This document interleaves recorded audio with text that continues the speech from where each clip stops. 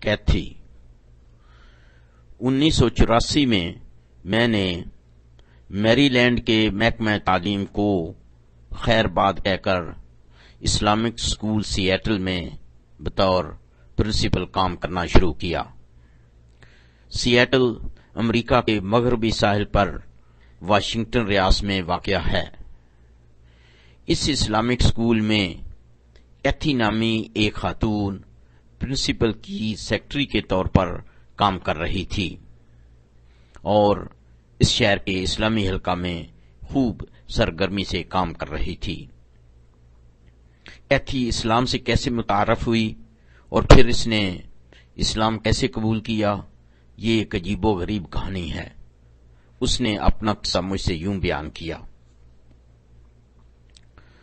میں ابھی primary school کی ہی طالبہ تھی۔ ایک دن اپنی والدہ کے ہمراہ اپنے شہر کی پبلک لائبریری میں گئی۔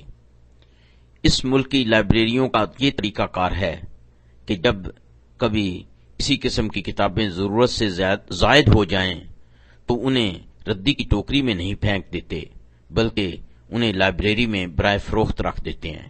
اس طرح سے لوگ ان کتابوں کو نہایت سستے داموں خرید لیتے ہیں۔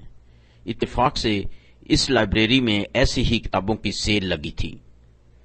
میں نے اپنی جیب میں ہاتھ ڈالا تو میرے پاس چند سکے تھے۔ میں نے ایک کتاب چند پیسوں میں خرید کر لی۔ چونکہ میں نے اس کی قیمت اپنے جیب خرچ سے ادا کی، اس لیے میں نے اس کتاب کو بہت اہتمام کے ساتھ اپنے کمرے میں رکھ دیا۔ زندگی اپنی روش پر چلتی گئی۔ میں عنقریب مڈل بعد میں ہائی اسکول میں پہنچ گئی۔ ہائی اسکول کے بعد مجھے کالج میں داخلہ مل گیا۔ میں نے سائنس کی بجائے آرٹس پڑھنا چاہا اور کالج کی تعلیم کے دوران میں نے ایسے کورس منتخب کیے جن میں مختلف مذاہب پر تفصیلی موازنہ کیا جاتا ہے۔ میرے پروفیسر صاحبان نے خاص کر دنیا کے بڑے بڑے مذاہب عیسائیت، یہودیت اور اسلام کے بارے میں بڑے تفصیلی لیکچر دیے۔ ان پروفیسر صاحبان میں سے کوئی بھی مسلمان نہ تھا۔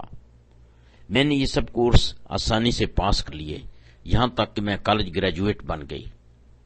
اس کے بعد میں نے کام کی تلاش شروع کی۔ ملک کے اس حصہ میں ایک عورت زاد آرٹس گریجویٹ کو کام ملنا بہت دشوار ہے۔ کئی مہینوں کی تھکا دینے والی کوشش کے بعد ہمت ہار کر چپ چاپ گھر بیٹھ گئی۔ اس بیزاری کو دور کرنے کے لیے گھر کی مختلف اشیاء کو قدرے غور سے دیکھنے لگی۔ اتفاقاً میری نظر اس کتاب پر پڑی جو کہ میں نے پرائمری اسکول کے دوران خریدی تھی۔ یہ انسانی کمزوری ہے کہ جس چیز کی قیمت وہ خود ادا کرے اسے وہ زیادہ مرغوب ہوتی ہے۔ میں نے اس کتاب کی طرف ہاتھ بڑھایا تو وہ مٹی سے اٹی ہوئی تھی۔ میں نے مٹی کو صاف کیا اور پھر اس کتاب کو لے کر اپنے کمرے میں بیٹھ گئی اور اسے پڑھنا چاہا۔ چند سطور پڑھی تو پتہ چلا کہ یہ نہ صرف ایک مذہبی کتاب ہے بلکہ نہایت دلچسپ بھی ہے۔ میں دن بدن اس کے مطالعہ میں مگن رہی۔ یہ کتاب اسلام کے بارے میں تھی۔ مجھے تعجب ہوا کہ اس کتاب میں بیان کردہ اسلام اس اسلام سے بالکل مختلف تھا جو مجھے یونیورسٹی میں پڑھایا گیا تھا۔ میں نے سوچا کہ کیا میرے پروفیسر جھوٹ بول رہے تھے اور اسلام کا غلط نقشہ پیش کر رہے تھے؟ اس کتاب کی تعلیم میرے دل میں گھر کرنے لگی اور اس کے مطالعہ سے مجھے سکون اور اطمینان ملنے لگا۔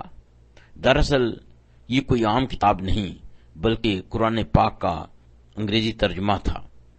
بالآخر میں نے اپنے دل میں یہ فیصلہ کر لیا کہ اگر یہی صحیح اسلام ہے تو میں بھی مسلمان بنوں گی۔ تحقیق کرنے سے پتہ چلا کہ اسلام میں داخل ہونا نہایت آسان ہے۔ میں نے بھی کلمہ شہادت پڑھا اور اللہ کے فضل سے مسلمان ہو گئی، الحمدللہ۔ تھوڑے عرصہ بعد میں نے ایک افغانی نوجوان سے شادی کر لی۔ ہم دونوں نے اپنی خدمات اس شہر کے اسلامی حلقہ کو پیش کر دیں اور بفضل خدا یہاں مقامی مسلمان لیڈروں کے ساتھ مل کر امت مسلمہ کی خدمت کر رہے ہیں۔ ہمیں اس طرح کی زندگی بہت مرغوب ہے۔ ہم اسلامی طرز زندگی کو بدلنے کی کبھی بھی خواہش نہیں کرتے۔ دعا ہے کہ اللہ تعالی ہماری ان معمولی کاوشوں کو قبولیت عطا فرماوے، آمین۔